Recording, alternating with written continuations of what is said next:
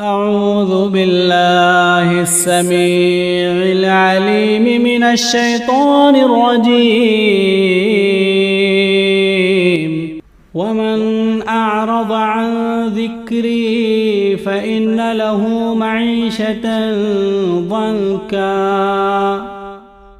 ونحشره يوم القيامة أعمى قال ربي لم حشرتني أعمى قال ربي لم حشرتني أعمى وقد كنت بصيرا قال كذلك أتتك آياتنا فنسيتها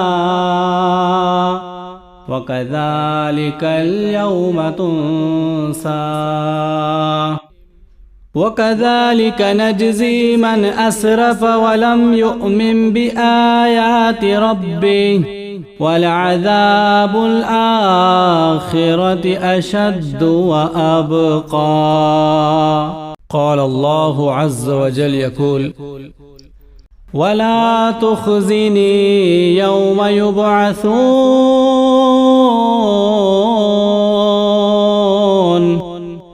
يوم لا ينفع مال ولا بنون